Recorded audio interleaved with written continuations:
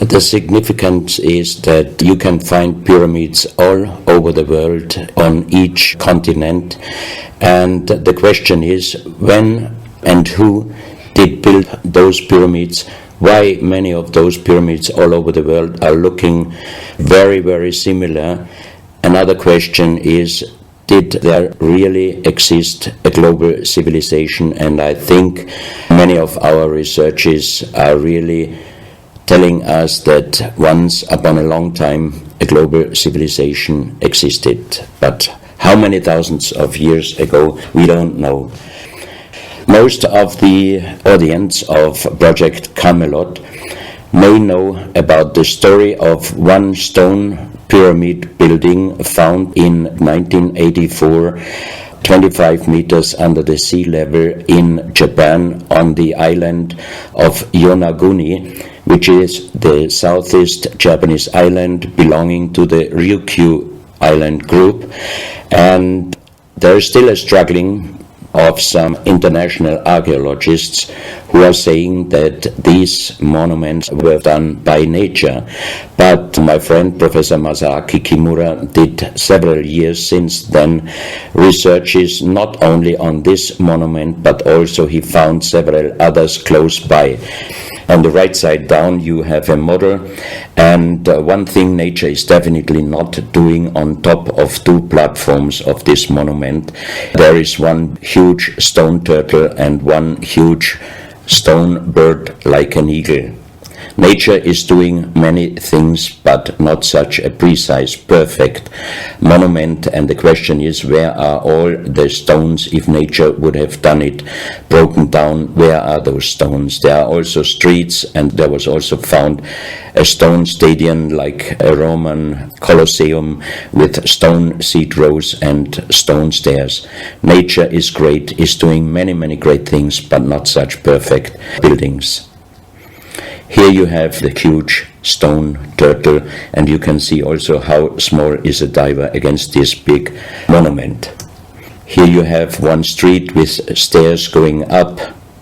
Here again a very close-up picture just to recognize the size of this huge monument. Here you can see some world maps.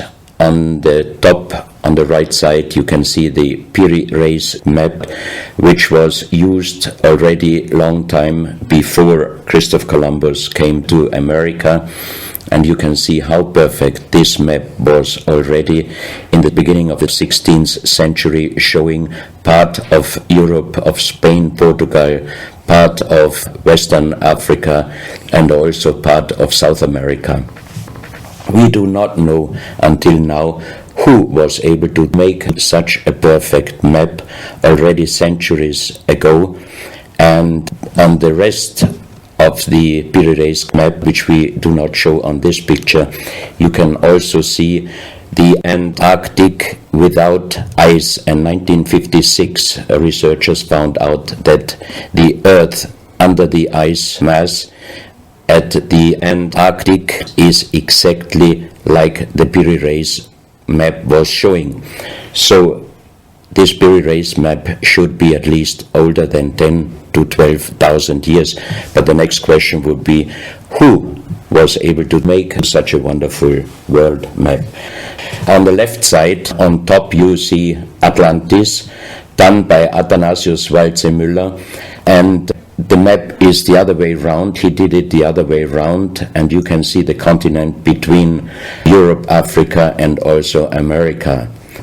And you can see on the left side down different sides of a huge stone world map.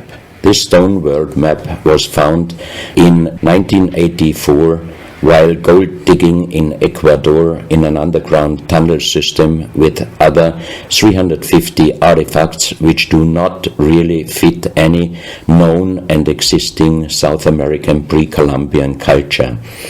On this stone map is a natural quartz line, a white one, and this is the front side of the world stone map, and you can see approximately in the Near East, close to Saudi Arabia, you can see an inlay as an eye. And from this eye to the right and to the left is a natural quartz line going on the right side over India, Thailand, and also there is a long island on the right side, which Professor Kimura's research gave him the statement that from the northeast Japanese island until far down after Taiwan, once there existed a huge continent. But then this world map must be older than at least 10 to 12,000 years. And here is the back side, and you can see on the right side coming the quartz line passing in the Atlantic, a continent, Atlantis, which in our days does not exist anymore.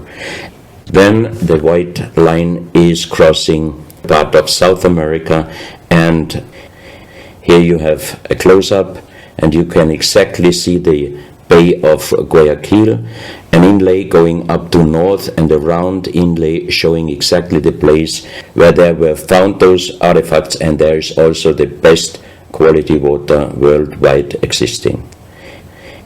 One other very interesting artifact found on the same place in Ecuador is the so-called pyramid with the eye. The eye is an inlay. The stone is gray and white, and you have 13 steps, and it looks exactly like the pyramid with a shining eye on the $1. If you put this pyramid under black light, the eye is shining very strongly, and it looks really like an eye, but not real like a human eye. Here you have a close-up of the eye, and you can see the colors of the inlay. On the bottom of this pyramid, you have the inlay in little gold plates showing the Orion star constellation, and you have unknown writing. The translation of Professor Kurt Schildmann, who was the president of the German Linguistic Association, and he was perfect in more than 40 languages. He was able to translate this writing. He called it pre-Sanskrit because it is older than the oldest writing, and the translation of these 4 letters you can see here. His translation is "the Son of the Creator comes." As we found the same writing on stones in certain countries like Ecuador, Colombia, Illinois, United States, Clausel, France, Malta in the Mediterranean, Turkmenistan, Australia, and in southern Calabria, Italy, just a few years ago. Always there are stones and ceramics, terracotta with the same writing. That means this writing existed once worldwide, and that means there must have been a global civilization older than Sanskrit, older than 6,000 years. And Professor Schildmann also told me that this writing has a little similarity to the Indus writing and also to the Easter Island writing. And as he said, this is older than Sanskrit. He called this writing pre-Sanskrit. On this stone, you can see on the top the 2 eyes, and then you see the right hand holding the pyramid and putting the left hand on top of the pyramid. That means showing how to use this pyramid with the eye. On this stone you can see an encarving, sitting a man on a stone holding the pyramid exactly as it was shown on the artifact before. From his eyes are going rays out, and on the right side you see 2 bowed persons. On his head he has something like a small helmet, and from this helmet goes up like an antenna to a strange object over him. And here you have the photo of the discovered helmet. We could not yet make a metal research checking what kind of metal was used, but you can see in the center of the helmet that something is missing, and that might have been this kind of antenna which was shown on the artifact before. Another very strange finding from the same place is one big jade cup, and 12 little jade cups. As the 12 cups are man-made and each one is a little bit different in size, if you fill them up perfectly with water and you put the 12 cups of water inside the big cup is completely filled. The next strange thing is that you can see on the little cups numbers which are looking like the Mayan numbers, but if you compare them with the Mayan numbers, you find out that there are some little differences. And on the big cup you can see a perfect inlaid star constellation, also showing the Orion and other stars. And inside the big cup it is very, very magnetic, and outside the cup nearly nothing. Professional geologists are saying this is impossible, because if a stone has metal particles inside the stone, it must be same magnetic on both sides. Here you have a close-up of the big cup, and you can see a perfect inlay of star constellations, and they are shining very brightly if you put black light on it. Here you have some small cups that you can figure out more clearly the style of the numbers inlaid in a strange material, also shining under black light. That's another piece, a jade plate with the same star constellation inlay like on the big cup, and two persons facing the sky, and on the next picture you can see that also the eyes of these two statues and the star constellation is shining very strongly under black light. This was once a hard-formed brown stone, changing the color in the center of the stone into black, which usually in nature does not happen. And you can see, if you look very close, you can see a face with closed eyes, with a mouth, the nose, a long beard and long hair. On the left side, the face and also the stone is broken. This is the reverse side of this stone. You can see a spiral and a triangle. The center of the triangle is very magnetic, also shining under black light. Here we have the backside of a cobra. The cobra never existed in South America, but this one was found at the same place. On this side of the cobra head you have 33 lines in lines, so 33 is also a very mystical number since long time.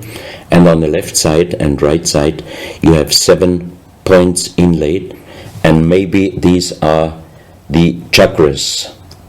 Also this cobra head is shining brightly if you put black light on it. Another object here, you have a perfect worked dolphin head, and also this artifact is shining under black light. Here you have a kind of stone helmet. You can put this granite stone helmet on your shoulders, or you can lay your head inside it, and the inlay points which you see on this helmet, some experts told me that these points are exactly the acupuncture points on the human head. Here you can see how it might have been used, and a few months ago they found at the same place an unfinished stone helmet. So that means that also some of these artifacts were made directly in Ecuador, but many years ago. And also the inlay on this object are shining under black light very bright. This is a fantastic jade snake, and also the inlay points are shining under black light. Here we have one artifact which is very perfectly carved on the back side, so that means it might have been used to put this artifact on the front of your forehead. You can see the two eyes inlaid, and on the reverse side you have the so-called third eye. Maybe this artifact was used for some ceremonies or for meditation. Here we have a jade plate with an inlay of a spiral, also shining brightly under black light. Another one, you can see 7 rings inlaid in the jade plate and also shining under black light. Maybe this also could be a presentation of the 7 chakras. Here is one of the ceramics found there. It's a great masterpiece, and the question is, how can you make this artifact out of one piece of ceramic? Here we have another pyramidal stone found also in Ecuador. On top you see the pyramid with the eye, and you have down several spirals and symbols. Some of them are very similar to the churchward Nakal plates, which he found 1880 in India, and the translation was talking about the sunken continent of Mu. This is a marble with another inlay of a spiral, also shining very brightly under black light. Another stone in a pyramidal form with an inlay of an eye. Here you can see again the pyramid with the eye, and on the bottom you see the Orion star constellation, the 3 Orion stars, which might focus us to the 3 pyramids in Egypt. Here you have a ceramic statue. You can see the style of sitting is not real pre-Columbian style. It looks like the lotus seat from Asia. On top of this statue you have a head with some points, and it looks quite similar to many of the Buddha presentations. He holds a snake in his mouth. The snake is a very, very mystical and very often presented object. So that means this statue is not from any existing or known pre-Columbian culture. Even the next one, you can see that how this statue is sitting, it looks more the direction of Asia. On top of his head, again a very strange head, and in the center you can see like the head of a frog. Also the frog is a very mystical animal in old South American pre-Columbian culture, but also in Africa and also in Asia. Here another ceramic statue holding a kind of plate in his left hand, and it looks also not really pre-Columbian culture. This is another very strange artifact holding a stick with a snake. Again we have the snake here, and the question is where and who this statue was done. This is a photo of the Altiplano in Bolivia. Archaeologists and researchers found out that at least before 4,000 years there was happened a very big impact in Argentina, and the shock wave of this big impact destroyed many stone buildings in the Altiplano of Bolivia.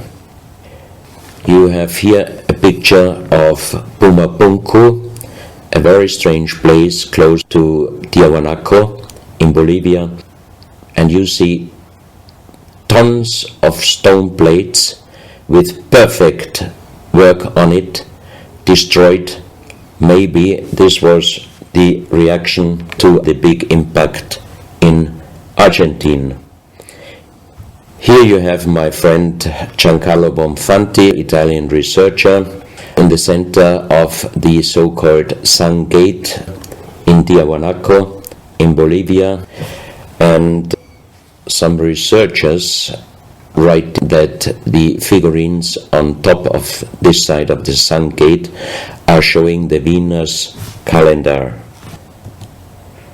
Here you have one of the big stone plates from Pumapunku, and you can see how perfect this stonework was done. And the question is, could you do such perfect work with simple tools? Close to this area, they found skeletons with a size of 2.6 meters. And the picture on the top shows you the skull of one of these skeletons, and it looks like it is deformed, but definitely these skulls are not deformed. They are natural style, like an egg. On this photo you see how strong the jaw of those skulls were.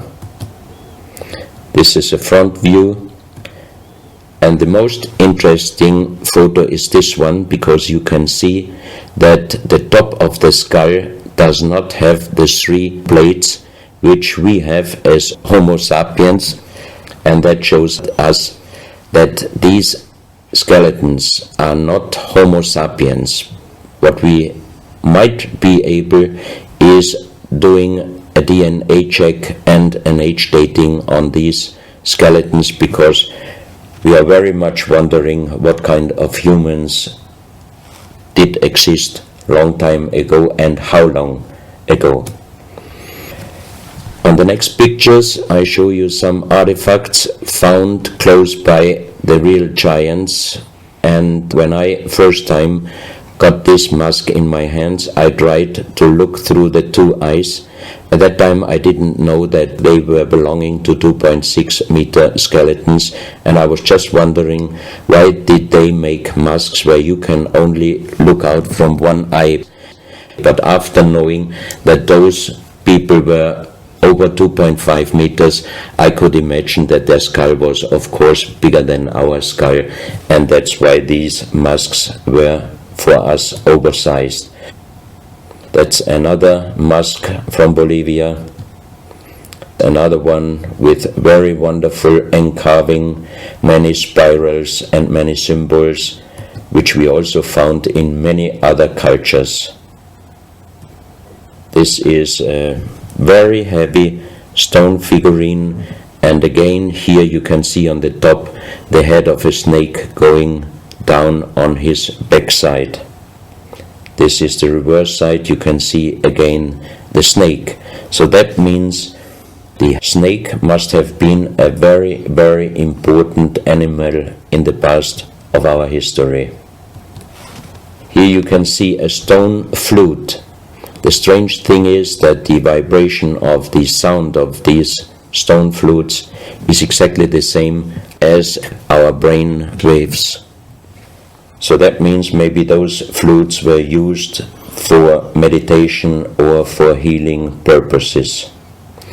And each 2 holes are connected perfectly with each other. That means you can make perfect holes into this very, very hard stone, but how you connect with simple tools the 2 holes on the bottom, this would be even in our days a very difficult work to do.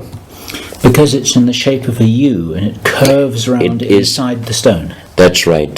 And with simple tools you are definitely not able to do such a work. And even the holes are very precise. This is the form of a boat, and you have 3 flute pipes at the end. Here you can see how perfectly they were made. This is another flute, very small. You can use it only with very soft blowing, and the sound is like the sound of the dolphins. This is an artifact where we do not have any idea for what purpose it was used. Now we are in Colombia. On the next few photos I show you very strange artifacts from Colombia in South America. The most famous industrial designer and architect in Colombia, Professor Jaime Gutierrez, is collecting strange artifacts from his country already since centuries. His most important piece is the so-called genetic disc Here you can see a disc made out of lyddite, a very hard stone. It's nearly the same hardness as granite, but the structure of lyddite is like leaves, so it would be quite impossible to make the same disc in our days out of the same material. The diameter of this disc, we call it the genetic disc, is about 27 centimeters. And on this disc you have several things presented which usually you can only see with a microscope. For example, on the left side around 11 o'clock you can see one egg, human egg, without, and another with spermia. On the right side at approximately 1 o'clock you can see some spermias, and then you have several very strange presentations which we could not explain. But here on the left side you have a microscopic photo from the inside of a lady done by a Swedish photographer, and you can see that the egg without and with spermia looks exactly like the presentation on this genetic disc. On the reverse side you have on top several presentations of fetus in different size, different age, ending up with looks like a little child. You see also at the end of the plate around 6 o'clock female and male, and also on the right side around 9 o'clock you can see the presentation of man, woman and child. But the strange thing is how they present those human-like heads. Here you can see a knife done by the same material, lyddite. On top of the knife, on the handle, you have mother's head, beyond you have the child's head, and the umbilical cord is going around the neck of the child. So that means this knife would have been used to cut the umbilical cord, saving the child's life. This is a close-up mother, child and umbilical cord. This is an instrument. It might have been used for helping the child coming out, leaving the mother, when there were some complications. And it is also made out of the same material, lyddite. You have here the vagina and the child's head coming out, and on the reverse side you can put only your thumb inside. That means you can only use this instrument with your fingers, meaning you cannot use power. So that means it might be safer helping the child leaving the mother than our instruments we are using in our days, because sometimes the modern instruments, while being used, can damage the child's head. This, we think, is a medical instrument. It is also lyddite, and it's a perfect form. Another one, and these are other ones, they are very much smaller than shown on this photo. And when we did a material check in Vienna, the most expert worldwide checked those pieces. First of all, the material.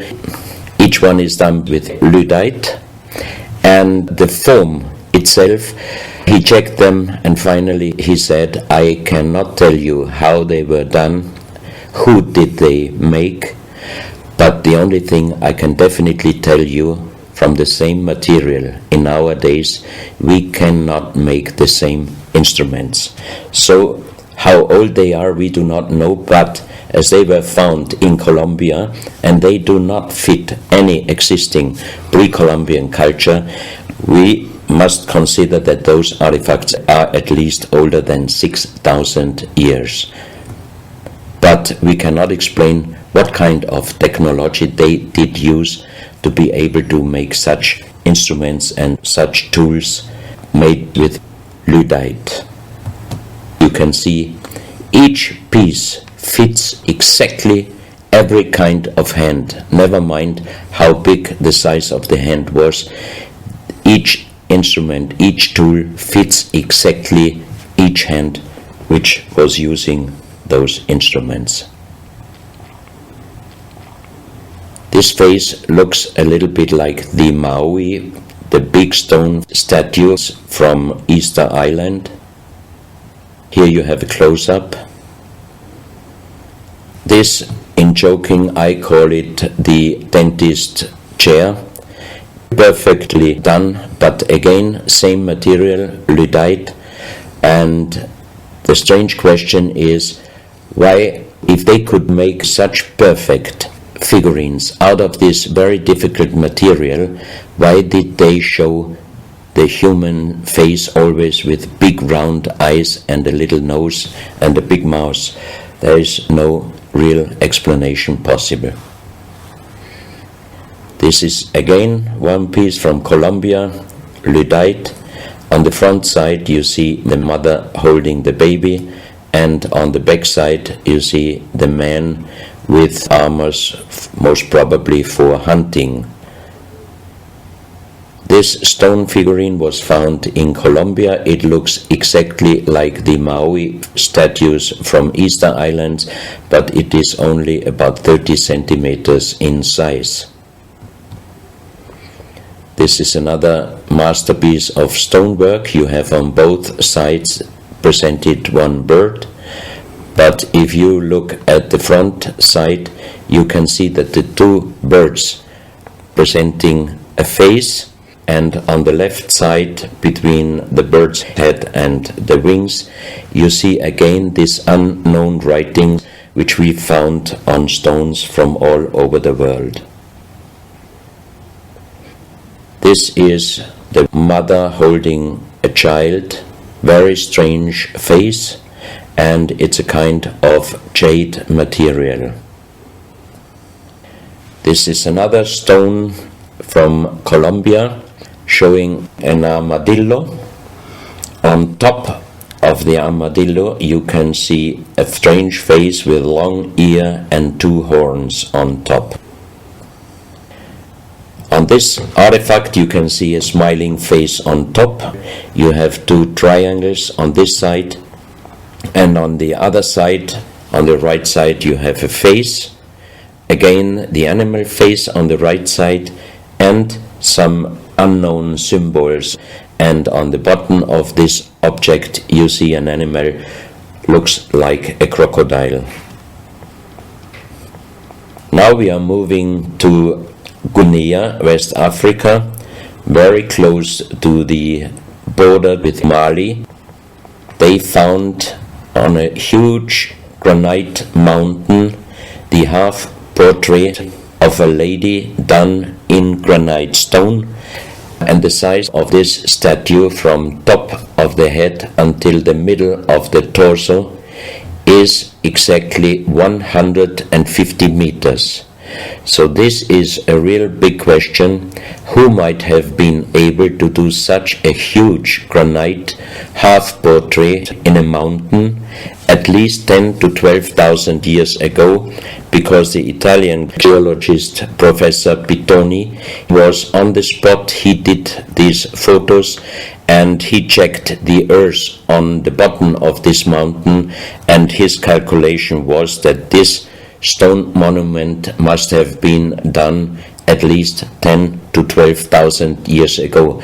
But then we have the real big question: who could have been able to do such a big stone monument? Even in our days it would be impossible, or at least it would cost so much money that it would never be able to do.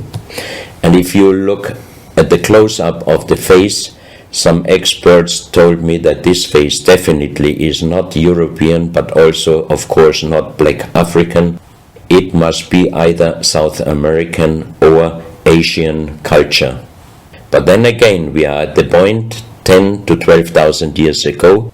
It might be the civilization, the lost civilization from Atlantis. Close to this area in Sierra Leone, Professor Pitoni was in charge of diamond excavations. And as he heard in this area a legend about Allah was angry with some angels, and he put them into stone and throw them to the earth, he put the sky, also made it into stone and throw it to the earth, and he put the stars and throw them to the earth. The legend says that the sky you can see on this stone, they call them sky stones, sky blue stones found in this area under the earth. And we did research in Vienna. This is definitely artificial stone. It's not a natural stone, and all the material could be found, but the only thing they could not inform us is what kind of color did they use to get this real sky blue color.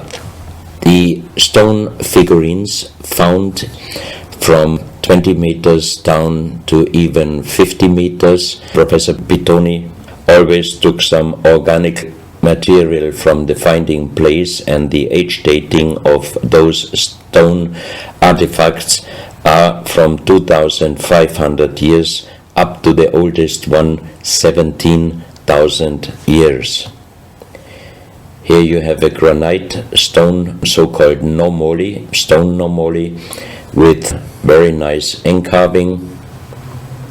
Here you have a man sitting on an elephant, as there are also the legends of giants all over Africa. You know how big is an elephant. It's a wonderful stonework. It's very hard and very heavy. There are also some artifacts showing half human or human with the head of a reptile, holding a kind of pot in their hand, and they could put something inside this pot, and also on top of several nomolis there is a hole for putting something inside, and most probably they were used for ceremonies. Here you have a kind of animal. It looks like a dinosaur, and when Professor Pitoni found this statue, it was making a strange noise, so he opened the statue, and they found inside the small black ball you can see on the bottom of the statue, and this was iron material. When we did the research on this artifact, and especially on this metal ball, next morning the professor called me and told me that somebody must have done a bad joke to me. I asked why.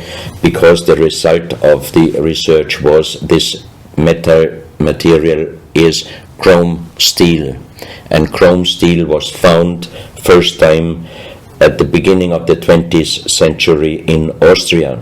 That means it was impossible inside a statue with the age of approximately 17,000 years. But when I called immediately Professor Pitoni, he was laughing and he said, "I'm a geologist. If a statue is making a strange sound, I do not open it just right away, but I did several X-rays, and you can see here on the right picture one of the X-ray photos, and you see that inside the closed statue already the round ball, the chrome steel ball, was existing. On this X-ray photo you can see exactly, and also Professor Pitoni saw that this statue in former days already was opened but perfectly closed again, and he called a specialist who opened it exactly concerning this photo, the small stone ball which was closing the hole inside, and you can see that the metal ball was already existing. Some of you might have watched several pictures, photos on the internet of giant skeletons found in desert, in India, in China and other places. Most of those photos were competition photos to present Photoshop. perfectly done. I also was quite impressed when I received first time one of those photos, but these photos I'm showing you now, they are definitely not coming out from a Photoshop competition.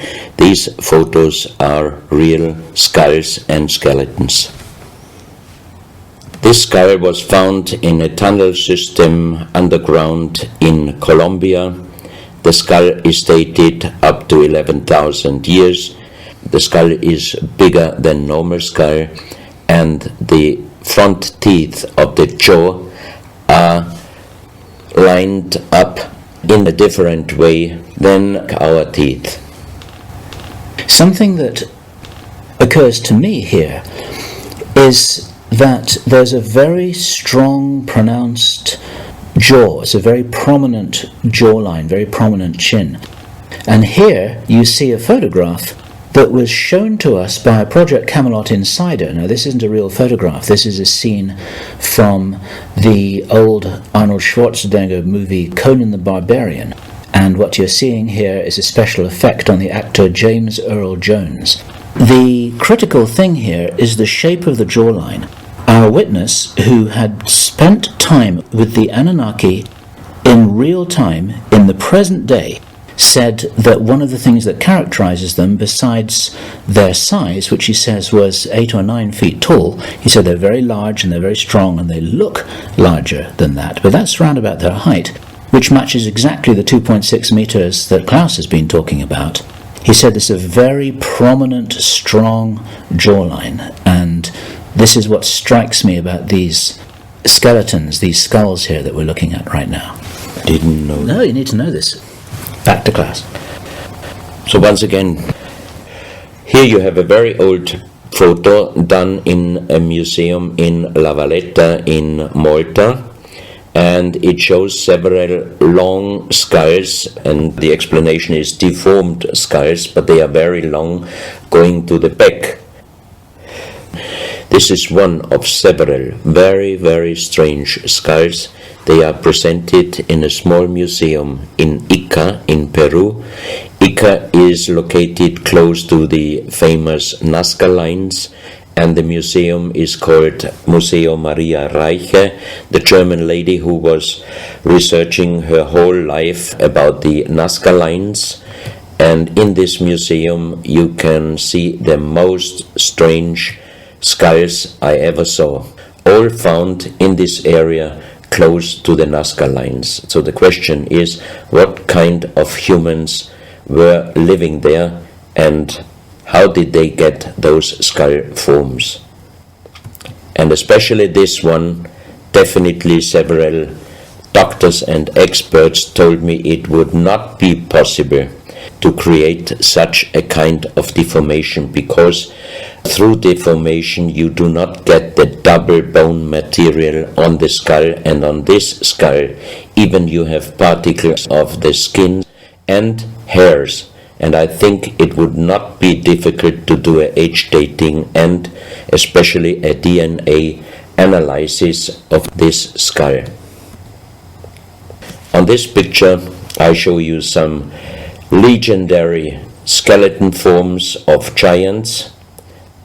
In the year of 1964, in the south of Ecuador, in the province Loja, there broke down a part of a mountain platform, and Father Carlos Vaca, who was working as a priest in hospitals, he was called to this place and he found the broken bones of a giant.